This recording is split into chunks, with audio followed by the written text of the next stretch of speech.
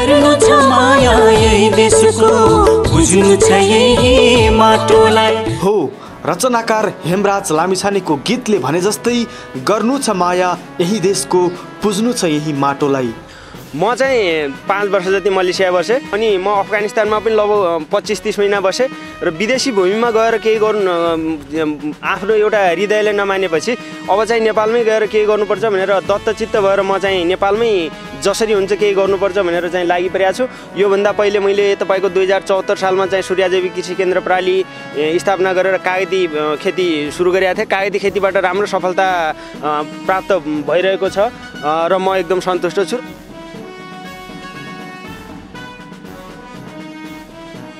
हाम्रो देश नेपाल भन्दा कान्छा देशहरू विकास प्रविधि अनि कृषिमा कहाँ पुगिसके, हामी भने जहाँको त्यही। यो चाहिँ मेरो घर हो, यहाँ माथि अर्को घर छ, त्यसपछि यहाँ सबै चाहिँ मेरो लगभग 4 बिघा यति छ अहिले जमिन। यसमा चाहिँ फार्म स्टे बनाउने तरिकाले चाहिँ म काम गरिरहेको छु। यहाँ नजिकै हेर्नुभयो भने त्यहाँ चमेरे गुफा छ, यो एसियाकै सबभन्दा ठुलो चमेरे गुफा। के काम गर्ने त, उही गोबर सोर्ने, बाख्रा पाल्ने, खेतीपाती गर्ने भन्दै नाक खुम्चाएर हामी बसिरहेका छौँ। मनमा इच्छा शक्ति, साँच्चीकै देशप्रति प्रेम, मेहनत, लगनशीलता हुने हो भने युरोप, अमेरिका, जापान, अस्ट्रेलिया केही चाहिँदैन। उनीहरूभन्दा लाखौँ गुणा यही स्वर्गको काख हाम्रो देश नेपालमा कमाउन सकिन्छ। विदेश गएर भन्दा नेपालमै जे जसरी हुन्छ यतै गर्नुपर्छ भन्ने हृदयदेखि नै त्यो एउटा भाव ममा चाहिँ छ। त्यस कारणले विदेश जानुभन्दा आउनुहोस् सबै मिलेर युवाहरू हामी सबै मिलेर चाहिँ नेपालमै केही गर्नुपर्छ भन्ने चाहिँ मलाई लाग्छ।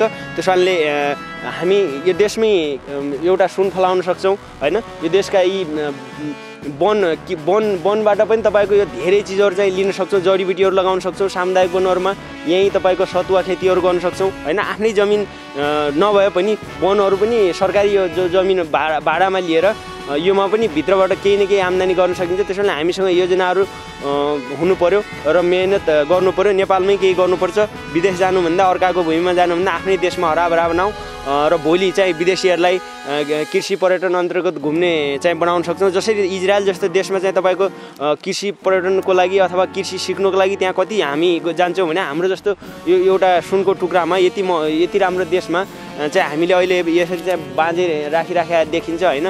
अब यो कुनै सदुपयोग नगरेर राखिराखेका। त्यस कारणले सबैभन्दा मेरो चाहिँ जोड के हो त भन्दाखेरि बाहिर जानुभन्दा यही देशभित्रै केही चाहिँ गर्नुपर्छ भन्ने हो र म चाहिँ निरन्तर लागिरहेको छु। यदि कोही साथीहरू चाहिँ लाग्न इच्छुक हुनुहुन्छ, गर्न इच्छुक हुनुहुन्छ भने हामीले जानिया कुराहरू एकअर्कालाई सेयर गर्दै हातेमालो गर्दै अगाडि बढ्नेछौँ। प्रशस्त खेतीयोग्य जमिन, सिँचाइ यही छ। बस प्रविधिलाई मुलाकात गर्दै वैज्ञानिक कृषि गर्ने हो भने रातारात काया पलट हुन्छ। आज हामी तपाईँलाई यस्ता व्यक्तिलाई चिनाउँदैछौँ जसले भिर पाखामा खेतीपाती गर्दै लाखौँ कमाउन सक्ने योजनाका साथ अगाडि बढिरहेका छन्। हो, यी हुन् रामचन्द्र खड्का, जसले विदेशी भूमि त्यागेर म जे गर्छु मेरै देश नेपालमा गर्छु भनेर कृषिका विभिन्न कामहरू गरिरहेका छन्। यसलाई चाहिँ अलिकति व्यवस्थित र अलिकति सुदृढ अहिलेसम्मको ज्ञान सिप सबै प्रयोग गरेर फार्म स्टे बनाउने तरिकाले चाहिँ लागिरहेका छु। र यसअगाडि उनले दाङको बिजौरीमा कागती खेती गरेर लाखौँ आम्दानी गरे र त्यही पैसा अनि ऋण कर्ज गरेर उनले अहिले फार्म स्टे बनाउन कसिएका छन् यही पाखामा। हो, सफलता पनि यस्तै व्यक्तिलाई मिल्नुपर्छ जसले आफ्नै देशमा माटोमा सुन फलाउन खोजिरहेको छ। आउनुहोस् उनै रामचन्द्र खड्कासँग उनले सुरु गर्न लागेको यो कृषि कर्मका विषयमा केही कुराकानी गरेका छौँ। उनको हौसलाको लागि यो भिडियोलाई देश विदेशमा रहेका तमाम लाखौँ दर्शक श्रोतामाझ सेयर गर्न नबिर्सिनुहोला। सर नमस्कार। नमस्कार हजुर। यहाँको परिचय? मेरो नाम चाहिँ रामचन्द्र खड्का। मेरो घर चाहिँ तुलसीपुर 19 के अरे बिजौरीमा हो। त्यहाँ कागती फर्महरू छ नै। अहिले चाहिँ यो तुलसीपुर उपमहानगरपालिका वार्ड नम्बर 4 यो चाहिँ के भन्छ यो चमेरे गुफा नजिकै। अनि यो तपाईँको यहाँ माथि उ छ। अब यसलाई चाहिँ मैले नाम पनि अब यसलाई लगभग डियर हिल अथवा टाइगर हिल त्यस्तै केही नाम दिएर म चाहिँ गर्दैछु। यति बेला हामी चाहिँ एसियाकै सबभन्दा ठुलो गुफा र माथि चाहिँ जन्ती ओलप्पेको ठाउँ र यहाँ चाहिँ सुन्दर पहाडको यो अवस्थितमा तपाईँको यो भिरपाखामा छौँ होइन तपाईँले चाहिँ यहाँ चाहिँ नयाँ आयाम थप्नका लागि यो काम गर्दै हुनुहुन्छ के गर्दै हुनुहुन्छ अलिकति बताउनुहोस् न योमा खास गरी मेरो सोच चाहिँ अब फलफुल बगैँचाहरू निर्माण गर्ने त्यसपछि त्यो भित्र फार्म स्टे अब होमस्टेहरू त्यो चाहिँ सञ्चालन भइराखेको थियो अब चाहिँ मान्छेहरू होमस्टेबाट पनि अलि अगाडि बढेर फलफुलकै बगैँचामा आएर अर्ग्यानिक फलफुल अथवा कुखुराहरू होइन कालिजहरूदेखि लिएर यहाँ गराउन सकिने धेरै कुराहरू अर्ग्यानिक सागसब्जी फलफुल खाएर मजासँग आनन्द लिने तरिकाले चाहिँ डेभलप गर्ने सोचिरहेको सर यो सोच चाहिँ कसरी आयो यो म एकपटक तपाईँको काठमाडौँ जाँदाखेरि चन्द्रगिरीको हिलमा गएको थिएँ त्यहाँ चाहिँ अब त्यो ठाउँमा त्यस्तो बनाउन सक्छ भने अब काठमाडौँको लागि त्यो धेरै महत्त्वपूर्ण ठाउँ भयो अब दाङको लागि पनि यहाँ चाहिँ हाइट पनि अब यसो सबै भूगोलहरू सबै हेर्दाखेरि केही चाहिँ बनाउन सकिन्छ भन्ने लागेर चाहिँ यतातिर प्रवेश गरेको चन्द्रगिरी हिल अब यहाँ चाहिँ के हिल भन्ला यसलाई चाहिँ म यो जरायोहरू के भन्छ यो मृगहरू यहाँ चाहिँ प्रशस्तै छ यो माथितिर जङ्गलतिर त्यसमा यसलाई चाहिँ डियर हिल यस्तै केही नामाकरण चाहिँ गर्छौँ होइन हजुर हुन्छ नि मान्छेले कृषिमा सम्भावना छ भन्छन् होइन तर कोसिस गरेर हो या नगरेर पाउनेले सफलता पनि पाइरहेका छन् होइन चुनौती कतिको छ सर यो तपाईँले यत्रो लगानीमा गर्दै हुनुहुन्छ जेन लाखौँ त लगानी त यहाँ छ होला चुनौती त नभएको कुरो हुँदै होइन कृषिमा चुनौतीहरू पनि धेरै छ सम्भावना पनि धेरै छ कृषिमा तपाईँको जस्तै मान्नु यहाँ चाहिँ गर्दै नगरेर कृषि गफ मात्रै गरेर त हुने कुरो भएन अब काम गर्ने हो भने कृषिमा धेरै सम्भावना छ अब तपाईँ हाम्रो देशको यति सुन्दर वातावरण छ अब विदेशीहरूलाई कृषि पर्यटन मार्फत भित्र्याएर पनि थुप्रै आम्दानी गर्न सक्छौँ होइन अब धार्मिक पर्यटन कृषि पर्यटन यी भने त अनन्त सम्भावना भए चिजहरू हुन् अब मेहनतै नगरेर तपाईँको त्यो अब यहाँ प्रायः जस्तो सिन्डिकेटमा धेरै कुराहरू चल्ने भावनाले पनि किसानहरूलाई चाहिँ समस्या भयो राजनीति सत्ता अब भनौँ न यी सबैले गर्दा कृषि नीति राम्रो नभएर चाहिँ समस्या हो तर खासमा कृषिमा त्यस्तो निराश हुनुपर्ने मलाई चाहिँ लाग्दैन किनभने कृषि भनेकै कृषि मूलस्थ जीवन भने होइन अब कृषिबाट नभए अरू केबाट हुन्छ त होइन विदेश गएर सुखै सजिलै पैसा बल्ने त होइन अब त्यहीँ जाँदा मान्छेहरू कता नदीमा डुबेर मर्छ कता हिउँमा भएर चाहिँ के भए भन्ने भर्खरै न्युज हेरिराखेको थियौँ होइन अब समस्या बाहिर जानुभन्दा देशमै चाहिँ गर्नुपर्छ भन्ने मान्यता र नेपालमा चाहिँ कृषिमा म धेरै सम्भावना देख्छु त्यस कारणले मलाई एकदम हृदयदेखि नै कृषिप्रति इच्छा जागेर आउँछ र म गरिराखेको पनि छु तपाईँले यस अगाडि बिजौरीमा दाङको बिजौरीमा कागती खेती गर्नुभएको थियो हजुर त्यहाँबाट मनक के आम्दानी गर्नुभयो क्या त्यहाँबाट आम्दानी जोस वार्षिक 20 देखि माथि नै हुन्छ अब बिरुवाहरू सबै गर्दाखेरि 20-30 को एभरेजमा अहिले चाहिँ भइराखेको र अब यहाँ चाहिँ फार्म स्टे अलिकति त्योभन्दा विस्तृत तरिकाले त्यहाँ मैले केही अनुभवहरू पनि सिकेँ ज्ञान सिप सबै सिकेँ 3-4 वर्ष 74 देखि त्यहाँ गरिरहेको थिएँ अब त्यसमा अब यहाँ चाहिँ अझ अलिकति विशिष्ट खालको बनाउँछु म त्यहाँबाट मैले धेरै ज्ञानहरू प्राप्त गरेँ त्यसपछि तपाईँको तालिमहरू पनि धेरै ठाउँबाट लिइयो होइन अहिले अब त्यो अनुभवलाई चाहिँ यहाँ सही तरिकाले सदुपयोग गर्छु भन्ने मलाई चाहिँ विश्वास छ ठ्याक्कै तपाईँले यहाँ कति बिघा जमिन लिनुभयो यहाँ करिब सबै गरेर 4 बिघा यति छ हजुर 4 बिघा यति छ योमा चाहिँ अब बाख्रादेखि तपाईँको यो खासमा मेरो तपाईँको पहिले अनुसन्धान केन्द्रको रूपमा स्थापित गर्ने भन्ने हो बिजौरी अब त्यो भाडाको जमिन भएनाले त्यहाँ धेरै लगानी गरेर फेरि भोलि अब छोड्नुपर्ने अब टाइम पनि सिद्धिन लाग्यो त्यस कारणले मैले चाहिँ अब यो आफै किनेर योमा चाहिँ जस्तै अहिले सरकारले सबैलाई कृषिमा तालिम दिनु सकिराखेको छैन अब त्यस्तो म यहाँ चाहिँ तालिम सेन्टरको रूपमा पनि चाहिँ स्थापित गर्ने प्रयत्न गर्छु यहाँ किनभने मान्छेहरूले तालिम लिन धेरै चाहनुहुन्छ राज्यले सीमित कोटाहरू हुन्छ प्राइभेट सेक्टरमा राम्रो तालिम दिने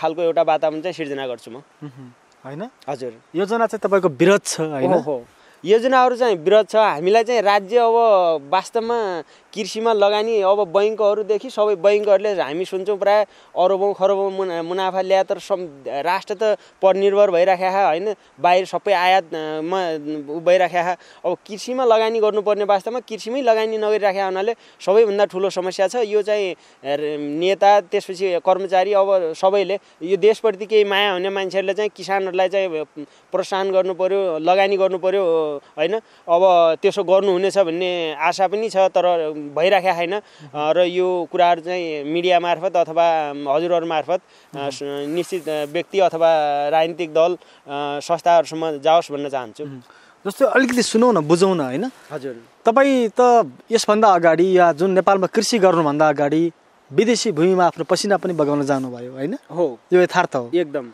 म विदेश मलेसिया पनि बसेँ 2 पटक, त्यसपछि अफगानिस्तान अब वार जोन हो, अब युद्ध क्षेत्र हो, त्यहाँ पनि गएर बसियो।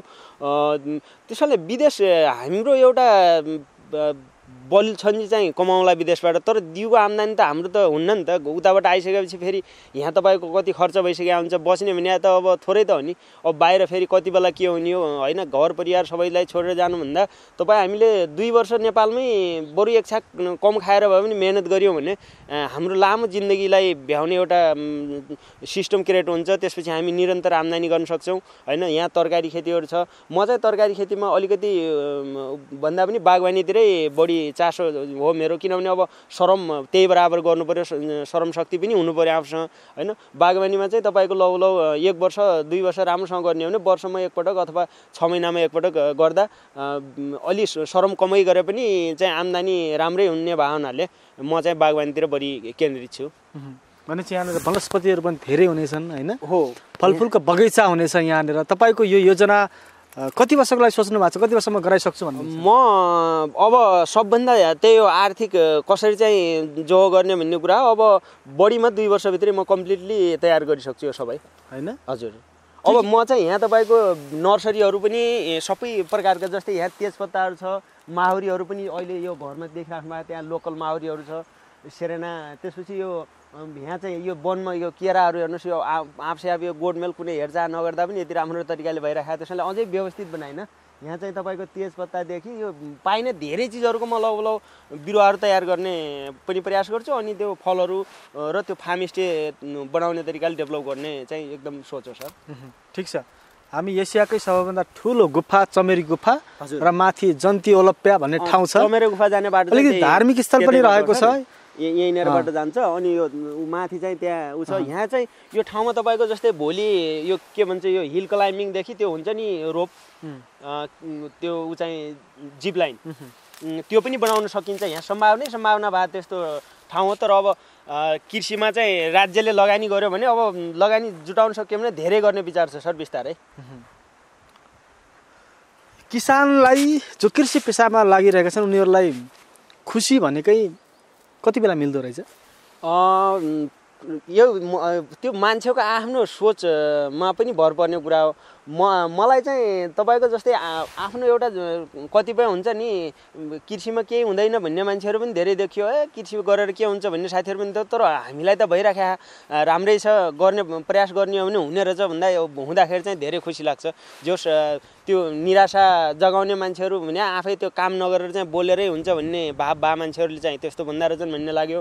र वास्तवमा गर्ने हो भने चाहिँ कृषिबाट धेरै सम्भावना पनि छ, धेरै खुसी पनि, आनन्द पनि होइन। आफैले उत्पादन गरेका चिजहरू खान पाइन्छ, जैविक अर्ग्यानिक चिजहरू, त्यसले एकदम खुसी चाहिँ धेरै खुसी लाग्छ। टक्क यो हावापानी पहाडी जस्तो ठाउँ होइन? हजुर। तर टक्क हेर्दाखेरि तुलसीपुर उपत्यका, दाङ उपत्यका देखिन्छ। तपाईँको मजासँग यति राम्रो सिन आउँछ यहाँ। अहिले यो तुवानले गर्दा अलिकति उ देखिराखेको छैन। बजार पनि एकदम राम्रो तरिकाले राम्रो देखिन्छ साँझको टाइममा। त्यसपछि अब यहाँ चाहिँ अब यतातिर मजासँग त्यो बस्ने खालका उहरू चाहिँ भवनहरू बनाइसकेपछि अब बजारमा तनावयुक्त वातावरणबाट केही 1 घन्टा समय निकालेर भए पनि जम्मा 6.5 किलोमिटर यहाँ बजारदेखि यहाँ आएर अब अर्ग्यानिक चिजहरू खान सक्नुहुन्छ, आराम गर्न सक्नुहुन्छ। त्यसको लागि हजुरहरूलाई अहिले नै म चाहिँ आमन्त्रण गर्दछु। लौ अबको 1.5 वर्षभित्रै 1.5देखि 2 वर्षको बिचमा म हजुरहरूको सेवामा एकदम लागि पर्नेछु। हुन्छ। पहाडको भित्ता फोर्दै यहाँनिर तपाईँले उत्पादनमूलक कामहरू अगाडि बढाउँदै हुनुहुन्छ, कृषि कर्ममा लागिरहनु भएको छ।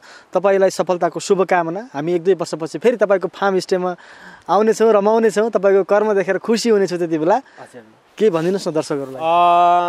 एकदम हजुरहरू सबैलाई चाहिँ मलाई सुनिराख्नुभएका हाम्रो पत्रकार सरहरू, त्यसपछि अरू सबैलाई चाहिँ कृषि गरौँ। कृषिमा चाहिँ धेरै सम्भावना छ।